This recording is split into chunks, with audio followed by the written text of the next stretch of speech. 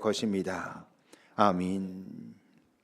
오늘 예배를 통해 하나님께서 우리에게 주시는 말씀 요한복음 21장 1절에서 14절까지 말씀입니다. 이 말씀은 우리가 한 절씩 나누어 교독하겠습니다. 그 후에 예수께서 디베랴 호수에서 또 제자들에게 자기를 나타내셨으니 나타내신 일은 이러하니라.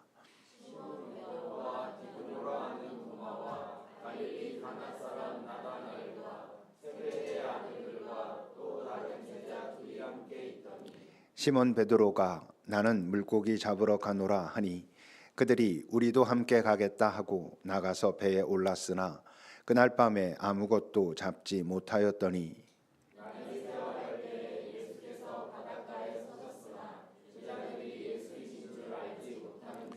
예수께서 이르시되 얘들아 너희에게 고기가 있느냐 대답하되 없나이다.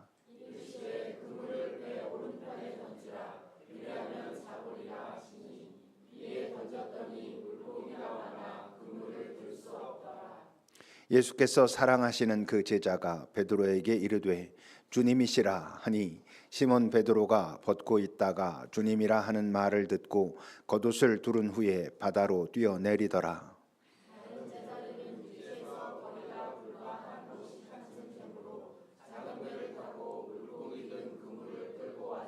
육지에 올라보니 숯불이 있는데 그 위에 생선이 놓였고 떡도 있더라.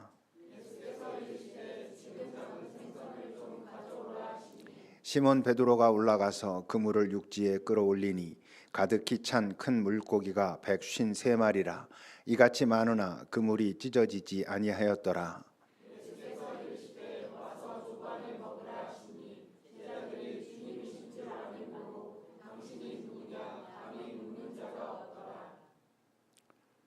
예수께서 가셔서 떡을 가져다가 그들에게 주시고 생선도 그와 같이 하시니라.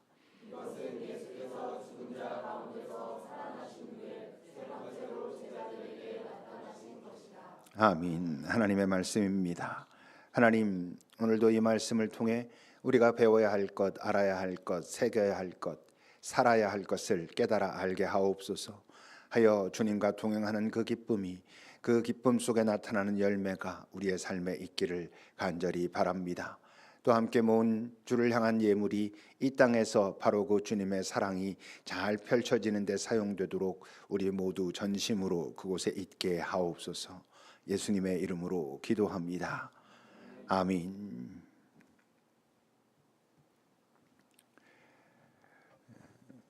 오늘과 다음 주일 두 주일 동안은 일부 예배를 제가 인도하고 설교를 합니다. 우리가 사도행전을 함께 읽어왔었는데 그 사도행전을 할 수는 없고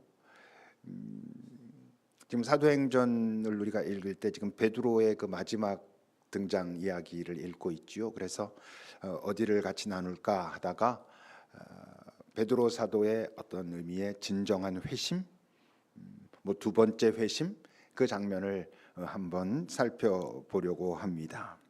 요한복음에 있는 말씀으로 나눌 텐데요. 요한복음을 영적 복음서, 영적인 복음서다라고 말을 합니다.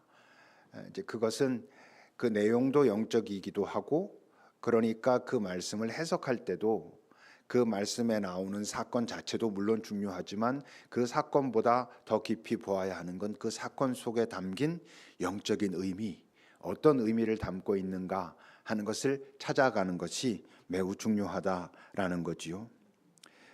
요한복음 21장이 마지막 장인데 그 첫 절은 이렇게 시작합니다. 그 후에 예수께서 디베랴 호수에서 또 제자들에게 자기를 나타내셨다. 그 나타내신 일이 이러하다라고 지금 이제 요한 사도가 기록하고 있는 것입니다. 저 말은 어떤 의미겠어요? 예수께서 부활하신 예수께서 우리에게 나타나신 방식은 이랬어라고 말하면서 그러니까 그것은 어떤 뜻이냐면 너희들도 이것을 잘 기억하고 있어야 돼. 너희들도 이와 같은 비슷한 모습으로 주님을 깊이 경험하게 될 거야라고 말하고 있는 거죠. 이제 그때 그들의 모습은 어땠습니까? 3절은 이렇게 이야기를 하죠. 시몬 베드로가 나는 물고기 잡으러 가겠다. 뭐 조금 더 풀어서 말하면 나는 물고기나 잡으러 가야 되겠다 이렇게 말을 한 겁니다. 그랬더니 그 옆에 있는 다른 동료들도 우리도 함께 가겠다라고 따라 나서는 것입니다. 저 분위기는 뭔가 좀 시들한 그런 분위기인 거죠. 왜 그렇습니까? 예수님이 없어서, 예수님의 부재 때문에? 더 정확하게 말하면 예수님의 부재 때문이 아니고 예수님의 부재를 자각하기 때문에, 예수님이 없다는 그것이 그들을 편하지 않게 하기 때문에, 불편해서, 어려워서, 예수님이 함께 계셔야지 되는데 그분이 없다는 사실이 불편해서 시들한 것이고, 그래서 기다렸는데 그래도 오지 않으시니 뭐 이렇게 그냥 있을 수가 없으니 뭐라도 하자, 물고기나 잡으러 가야 되겠다. 그게 익숙한 일이니까. 그러니까 다른 친구들도 나도 갈래, 그리고 따라 나서고 있는 것입니다. 근데 어땠다고? 그날 밤에 아무것도 잡지 못했다 그럽니다. 아마 이들이 아주 열심을 내지 않아서 그런 것도 있겠지만, 만약 그날 밤에 많은 물고기를 잡았으면 이들이 갑자기 신이 나고 막 그랬겠습니까? 그러지 못했을 것입니다. 왜? 지금 이들이 뭔가 시들한 이유가 물고기가 없어서 그런 게 아니거든요. 물고기가 없어서 시들한 게 아니라 예수님이 없어서 그런 거니까. 만약에 물고기를 잡았는데 막 많이 올라오니까 이들이 갑자기 막 신이 나고 막 설렘이 생기고 이랬다면 그들의 시들함은 예수의 부재 때문이 아니었던 것이죠. 뭔가 일이 안 풀리고 뭔가 원하는 것이 되지 않아서 그랬던 것인데, 되니까 뭐 예수님인 줄 알았는데 아니네 이렇게 됐을 겁니다만, 이들은 이제 그렇지 않았단 말입니다. 이제 그때 어땠다는 거죠? 4절입니다. 그렇게 날이 새어 가는데 예수께서 그 새벽에 바닷가에 서 계셨다. 저 말을 지금 요한 사도가 우리에게 하면서 너희들이 꼭 기억해야 돼 하는 알려주고자 하는 게 뭐겠어요? 우리는 그분의 부재 때문에 힘들었고 뭘 해도 뭐 흔쾌하지 않았고 그랬는데, 그때 그분은 거기에 계셨어. 다른 말로 하면 그분의 부재가 자각되고 그 부재 때문에 힘들어하고 어려워할 때 그분은 우리를 외면하지 않으셨어. 우리에게 다가오셨어. 우리의 마음속에 있는 그 간절한 마음에 응답하셨어 라고 말하고 있는 거지요. 그러니 제자들이 예수이신 줄 그때 그 순간엔 몰랐지만 당장 몰라도 괜찮다는 거예요. 왜? 그 마음만 진짜면, 그분이 내 안에 계셔야 되는데, 내가 그분과 함께 있어야 되는데, 그분이 지금 나에게 느껴지지 않아서 힘들고 어려운 마음이 진짜면, 그 마음만 놓치지 않으면 결국 그 주님을 만나게 될 테니까 그것은 괜찮은 것입니다. 위험한 건 뭐예요? 예수의 부재, 거기에 익숙해지는 거예요. 거기에 무뎌지는 거예요. 우리가 이 땅을 살다 보면 얼마든지 그럴 수 있잖아요. 내가 지금 예수와 동행하고 있다는 자각이 없어. 주님이 지금 내 안에서 나를 인도하시고 나와 소통하고 계시다는 걸 내가 잊은 지 오래됐어. 근데 아무렇지도 않아. 그게 익숙해. 어쩌면 그게 당연해. 그런 부분에 대해서 아주 무뎌졌어. 여러분, 그것이 정말 우리의 삶에는 문제거든요. 왜냐하면 이 세상엔 바쁘게 돌아가고 뭔가 눈앞에 즉각 나타나는 것들이 있으니까 예수가 없이 사는 게 처음엔 좀 이상한 듯 하다가, 왜냐하면 이들 지금 예수를 좀 아는 자들이니까, 우리처럼. 근데 바쁜 세상에서 막 살다 보면 예수 떠올리지 못하고 사는 게 처음엔 이상하다가 점점 익숙해지고 당연해지고 아예 무뎌지고 그럴 수도 있다고 하는 거죠. 우리가 그런 부분들을 살필 줄 알아야 합니다. 오늘 저자는 두 개의 시점을 대비시키고 있어요. 그 3절 뒷부분과 4절을 보십시오. 그날 밤에 아무것도 잡지 못했다. 예수 없이 그들이 뭔가를 열심히 했지만 아무것도 잡지 못했던 밤을 지냈다라는 겁니다. 그런데 날이 새어갈 때 예수께서 바닷가에 서 계셨다. 예수께서 거기에 서셨던 그 순간 날은 새고 있었다. 이렇게 말하는 거죠. 어떤 중의적인 표현입니까? 존재의 어두움, 존재의 아침, 밝음, 그 두 개를 지금 대비시키고 있는 것이죠. 어떤 의미? 인생의 새벽은 뭔가를 열심히 해가지고 그것을 채우고 성취하고 그랬을 때 오지 않아. 진짜 인생의 새벽은 예수께서 내 안에 가까이 오실 때, 나에게 가까이 오실 때, 내가 그분과 함께 있을 때, 내가 그분을 다시 만날 때, 그때 우리 인생의 새벽은 고기가 없을지라도 그때 우리는 그 새벽을 경험할 거야. 뭐 무화과 나무에 열매가 없고 외양간에 뭐가 없고 그래도 여호와로 말미암아 즐거워하리라 했던 그 고백과 같이 내 삶에 많은 것이 되지 않는 것 같아서 삶은 상황은 힘들어도 내 주님이 나와 함께 하고 계시다는 것이 분명해질 때 우리는 어둠을 살지 않아라고 말하고 있는 것입니다. 그때 이제 예수께서 물으시지요. 5절입니다. 예수께서 이르시되 얘들아 너희에게 고기가 있느냐? 너희에게 고기가 있느냐라는 저 현실적인 질문을 우리가 영적인 질문으로 바꾼다면 뭐겠어요? 밤새 수고했는데, 아니면 너희들이 이 땅을 살면서 참이 만만치 않은 세상에서 수고했는데 때론 뭔가를 얻을 때도 있었고 때로는 뭔가를 얻지 못해서 어려울 때도 있었는데 어쨌건 그래서 만족하느냐? 남들보다 내가 조금 더 가졌기 때문에 만족하는 이런 만족 말고 그래서 내 마음엔 정말 평화가 있느냐? 조급함과 두려움, 불안감 그런 것들로부터 이젠 좀 자유로워졌느냐? 열심히 애쓰면 그것이 좀 나아지더냐? 라고 묻고 계신 것입니다. 근데 그들이 대답하죠. 없습니다. 조금 고기가 없다는 얘기지만 저것도 우리가 또 영적인 해석을 한다면 어떤 뜻이겠어요? 당신이 없는 그 시간들은 어두움이었습니다. 때로는 뭔가 될 때도 있었습니다. 때로는 되지 않아서 힘들 때도 있었지만 그것과 관계없이 당신이 없는 그것이 내 인생은 어둠이었고 밤이었습니다 라고 고백하는 것과 같습니다. 근데 이제 이 고백이, 이 깨달음이 어려운 것입니다. 당신이 없는 내 인생의 그 시간들이 어둠이었습니다, 밤이었습니다 라는 고백이 왜 어려워요? 이 땅의 삶은 물고기만 많으면 내 인생은 밝음입니다, 내 인생은 대낮입니다 라고 얼마든지 말하게 하고 내 주변에 있는 사람들이 그렇게 말하거든요. 내가 밤이라고, 인생의 밤입니다 라고 하는 이유들을 가만히 생각해 보면 물고기가 없을 때인 게 참 많거든요. 내가 원하는 대로 되지 않을 때 내 인생은 밤입니다 라고 우린 쉽게 말하고 살고, 뭐 그게 어떻게 보면 현실적인 것 같고 또 많은 이들이 그렇게 하고 그런단 말이에요. 근데 그런 세상에 살면서 내가 주가 자각되지 않을 때, 주님께서 나와 동행하시지 않고 있을 때, 내가 주와 동행하고 있지 않을 때, 그때 내 그 일이 잘 되는 것 같았지만 돌이켜보면 그것이 내 인생의 어둠의 시간이었습니다라고 고백하는 건, 그걸 깨닫는 건, 자각하는 건 쉬운 일이 아닌 거예요.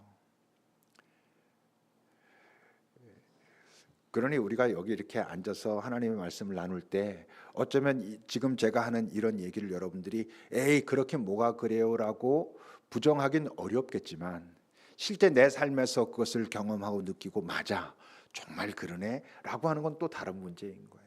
그게 쉽지 않거든요.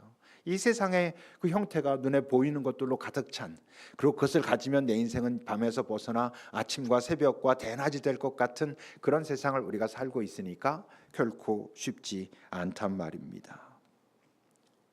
근데 여러분, 우리 인생에 심각한 극한의 고난이 다가왔을 때 내게 도움이 안 되는 것들은 본질적으로 중요한 게 아니에요.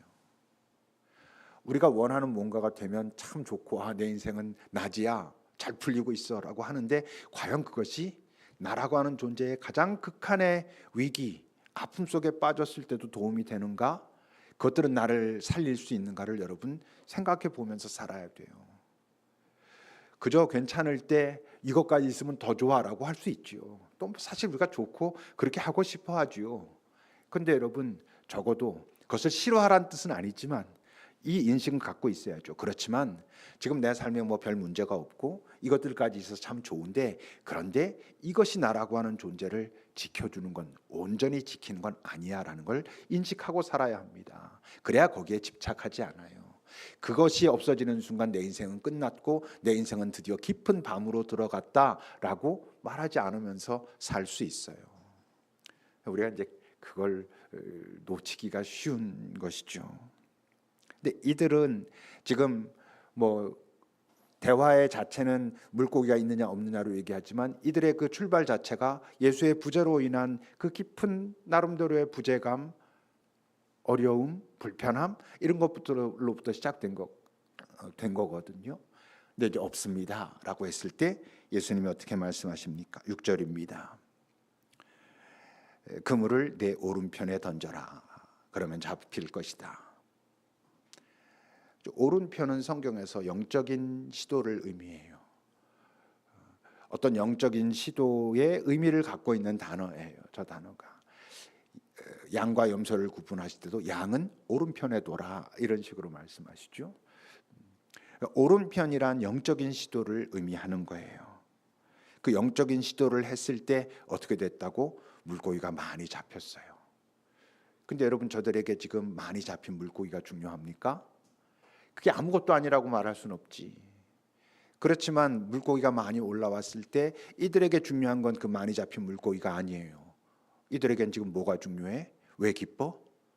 이게 표적이기 때문에. 어떤 표적? 예수께서 오셨다. 예수께서 우리의 가운데 지금 임재하기 시작하셨다. 임재하신다라는 그 깨달음 때문에 이 물고기는 소중한 거예요. 물고기 자체가 소중해서가 아니라. 그래서 7절에서 이렇게 말하는 거예요. 예수께서 사랑하시는 그 제자, 이제 사도 요한이 자기를 얘기하는 거예요. 그 베드로에게 말합니다. 주님이다. 주님이 오셨다. 이 표적은 주님이 오셨다는 걸 말하는 거야. 지금 말씀하고 계신 분이 주님이시야 라고 했을 때 베드로가 벗고 있다가 그 주님이라고 하는 말을 듣고 겉옷을 두른 후 바다로 뛰어내립니다. 베드로가 조금은 성장한 것이죠. 전 같았으면 주님이시면 나를 이 바다 위로 걸어서 오라 하옵소서 이랬을 텐데 그러지 않는 거예요. 그래도 뭔가 옷을 갖춰 입으려고 하고 바다에 뛰어들어 주님께로 달려갑니다. 그래서 올라갔습니다. 9절입니다. 육지에 올라가 보니 숯불이 있었고 그 위에는 생선이 놓였고 떡도 있었다 그럽니다. 근데 저 육지가 어떤 육지죠? 어젯밤에 그 시들했던 그 육지잖아요. 그 시들에서 주님도 안 계시고 오시지도 않고 그래서 시들하게 있다가 아이 고기나 잡으러 갈 거야 했던 그 육지거든요. 근데 지금 다시 올라간 육지는 어젯밤에 그 육지가 아닌 거예요. 달라졌어요. 거기 주님이 계시기 때문이죠. 마치 사울이 그 눈에서 비늘 같은 것이 떨어져 나갔을 때 그 세상은 아무것도 변하지 않았는데 전혀 다른 세상이 된 것처럼 어젯밤과 똑같은 육지에 올라갔는데 예수께서 그 자리에 계시다는 이유 때문에 전혀 다른 육지가 됐어요. 우리는 인생의 낮이 되려면, 우리 인생이 좀 밝아지려면 이 현실이, 이 현장이 변해야 돼라고 말하죠. 그게 우리가 즉각적으로 느낄 수 있는 것이에요. 사실 그게 변하면 즉각적으로 좋으니까. 근데 여러분, 우리 인생의 아침이 오는 것은, 우리 인생이 진짜로 평화로워지는 건 그 현장이, 현실이 변해서가 아닙니다. 내 존재가 변해야 돼요. 내가 주와 함께 있을 때 그것은 달라지는 거예요. 아침이 오는 거예요. 생각해 보세요, 여러분. 우리의 현장은, 우리의 현실은 그동안 계속 변해왔어요. 어떤 때는 좋았고요, 어떤 때는 안 좋았고요. 그 현실 때문에 밤이라고 했던 사람은 현실 때문에 아침인 시간들을 살았었어요. 현실 때 밤을 살았었지만 어느 날 또 아침이 오기도 하는 거예요. 현실로만 보면. 근데 문제는 그런 경험들을 하며 살기 때문에 현실이 대낮 같아도 우리는 여전히 불안한 거예요. 완전히 평화롭지가 못한 거예요. 이게 또 잘못되면 어떡하지라고 하는 불안이 머리 위엔 없어도 우리 존재 속에는 있는 거예요. 그래서 뭔가 당황하고 더 움켜쥐려고 하고 조금 더 있어야 된다고 하고 더 하면서 살게 하잖아요. 사울도 그랬고 오늘 베드로도 그런 거예요. 그 육지도 변한 게 없고 사울이 참 이 나쁜 세상이라고 했던 세상도 변한 게 없었어요. 근데 주님을 깊이 만났을 때 그들에게 보이는 그 세상은 전혀 다른 세상이 된 것처럼 우리도 마찬가지예요. 물론 주님과 함께 있으면서 현실도 좋으면 좋지, 그걸 뭐 나쁘다고 할 이유야 뭐가 있겠어요. 그때 현실이 우리 뜻대로 됩니까? 여러분들이 정말 조심하고 악착같이 노력하면 됩니까? 안 됩니다. 살수록 알게 될 거예요. 우리 오늘 혜인이 와 있는데 우리 혜인이가 지금은 자기 뜻대로 된다고 생각해. 뭔지도 모르면서. 살아가면서 어른이 된다는 게 뭐예요? 야, 세상 내 마음대로 안 되는구나. 현장은 내 뜻대로 안 되는구나. 언제든지 변하는 것이구나 라는 거 알면서도 근데 그것이 나를 대낮을 살게 하는 줄 알고 그렇게 헤매잖아요. 그러니까 거기 집착하잖아요. 혜인이 엄마 잘 기억하세요. 우리 혜인이가 이 현실을 바꾸는 노력을 해야죠. 좋게 바꾸는, 자기의 삶의 현실을 좋게 바꾸는 노력을 해야 되지만 그 전에 그 아이의 중심에 하나님과 함께 있는 것이 소중하다는 것을 배워주는 것이 가장 좋은 부모고, 부모가 먼저 그것을 알아야 하는 것이죠. 그 올라간 육지에는 어때요? 밤새 수고한, 애쓴, 지친 그 인간을 위한 따뜻한 식탁이 준비되어 있었어요. 저것도 영적으로 말하면 뭐예요? 영적인 위로인 것이죠. 우리가 이 땅을 살아가고 힘들고 어렵고 지쳤을 때 사랑하는 사람들의 위로가 필요합니다. 근데 여러분, 이 영적 위로가 없이는 회복될 수 없어요. 내가 너무 힘들고 그럴 때 옆에 있는 사람의 어떤 도움이 때론 아무런 도움이 되지도 않고 하나님조차 도움이 안 될 수도 있어. 안 되는 것처럼 보일 수도 있어. 근데 궁극적으로 이 영적 위로 없이 인간 존재는 회복되지 않아요. 3년 전 제가 잠깐 들렀다가 설교하고 몇 주 쉬게 됐을 때 혹시 기억하실지 모르겠지만 설교했던 제목이 위로하지 마시라 그거였어요. 그때는 아무것도 위로가 되지 않고 뭐 좀 역설적인 표현이기도 하지만 근데 지금은 분명히 알아요. 위로하지 마시라라고 하는 외침은 당신의 위로가 필요합니다라고 하는 더 깊은 절규인 거죠. 그 위로가 없이는 우리 인간 존재는 회복되지 않아요. 그 위로를 우리가 알고 살아야 되고 경험하고 살아야 되고 구하며 살아야 되고 그 위로를 주시는 분이 누구인가를 잊지 않고 살아야 하는 것이죠. 12절은 이렇게 기록합니다. 예수께서 이르시되 와서 조반을 먹으라 하셨을 때 제자들은 이제 주님이신 줄 아는 고로 누구냐고 아무도 묻지 않았다. 침묵, 말 없는 소통. 그렇지만 저 자리는 뭐야? 저게 여러분 샬롬이거든요. 진짜 평화는, 샬롬은 말로 되는 거 아니에요. 현장이 바뀐다고 샬롬이 만들어지지 않아요. 이 샬롬은 주와 함께 있을 때 경험하는 거거든요. 그리고 내가 주와 함께 있을 때 경험하는 거거든요. 시편 23편은 이렇게 말하잖아요. 내가 사망의 음침한 골짜기로 다닐지라도 내 삶은 힘들고 어렵고 아픈데 그럼에도 불구하고 내가 두렵지 않을 수 있는 것은 주께서 나와 함께 하시기 때문에 내가 그 주를 느끼고 있기 때문에 주의 지팡이와 막대기가 나를 안위하십니다라는 것을 아는 거예요. 이게 샬롬인 거예요. 내 문제가 없어져서가 아니에요. 그 문제 속에 있지만 거기에 내 주님이 나와 함께하고 계시다는 것을 내가 자각할 수 있으면, 깊이 깨달을 수 있으면 그러면 샬롬인 거예요. 사실 죽어도 괜찮은 거예요. 그 주님이 분명하다면, 영원의 주님이 분명하다면 죽어도 괜찮은 것이죠. 그분이 이 땅에서 나를 나답게 만드신다는 것을 알고 있는 것이죠. 인생의 새벽은 언제 시작된다고? 열심히 노력하면, 지금 내가 바라는 요것만 되면 속지 말라고요. 될 것 같은데 그것이 거기에 가보면 여기가 끝이 아니네. 우리 인생은 계속 그렇잖아요.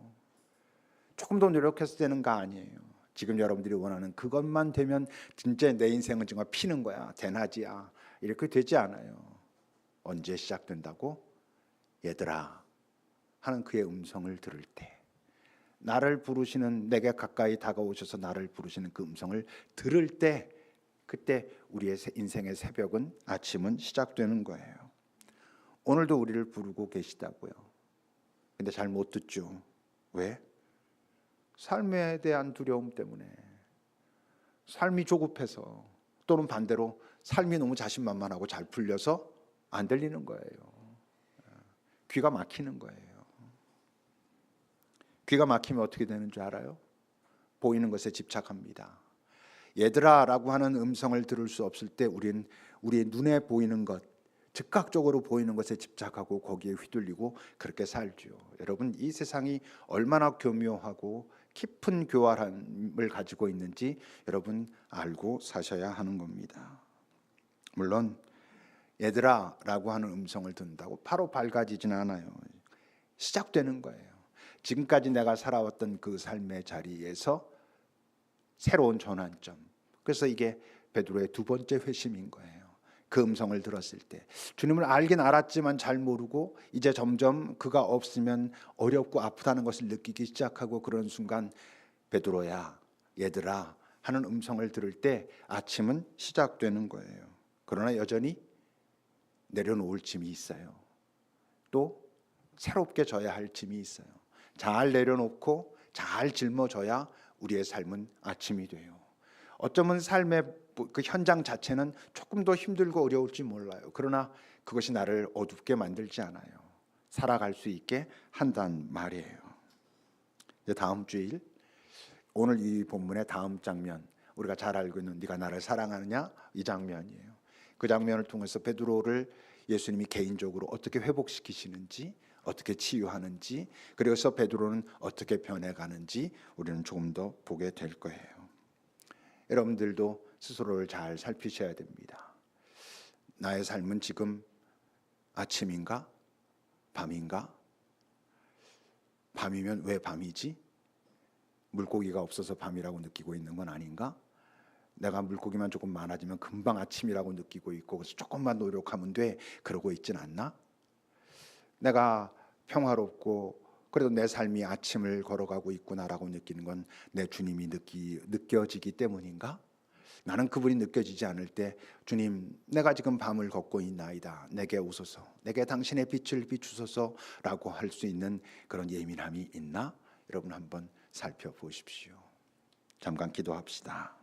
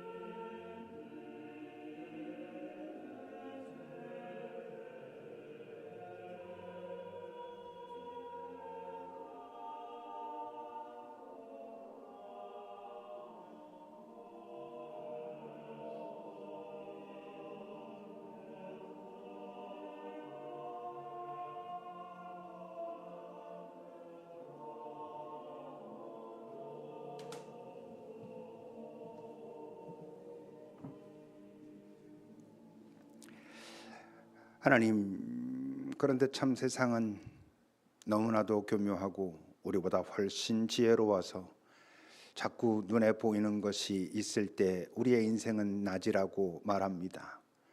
그러지 않다고 외치고 그러지 않으려 해도 또 이제 내 주변에 있는 많은 사람들이 낮을 사는 것 같아서, 나보다 좀 더 가진 것 같아서, 그들보다 조금 더 가져야 나도 낮이 될 것 같아서 얼마나 헤매고 있는지요. 주님, 우리 존재가 낮이 되어야 내가 하는 모든 것이 바로 애써야 될 그만큼 애쓰고 사용해야 할 수 있는 바로 그만큼 사용하며 살아가게 된다는 것을 우리가 잊지 않게 하옵소서. 우리가 슬프고 아플 때 내가 원하는 것이 되지 않은 것이 내 존재를 그렇게 만드는지, 주님이 계시지 않아서 나를 그렇게 만드는지 우리가 살필 줄 아는 자들이 되게 하시고, 기쁠 때도 내가 원하는 것이 되었을 때 기쁘지만 그 기쁨이 나를 온전케 하는 것은 아니라는 경계를 가지고 기뻐해야 잘 기뻐하며 살아간다는 것도 기억하게 하옵소서. 여기는 한 명 한 명의 삶을 주님이 이끄시되 동행하심으로 우리 모두의 삶이 힘들든 힘들지 않든 우리 모두는 인생의 낮을 살아가는 자들이 되게 이끌어 주옵소서. 예수님의 이름으로 기도합니다. 아멘.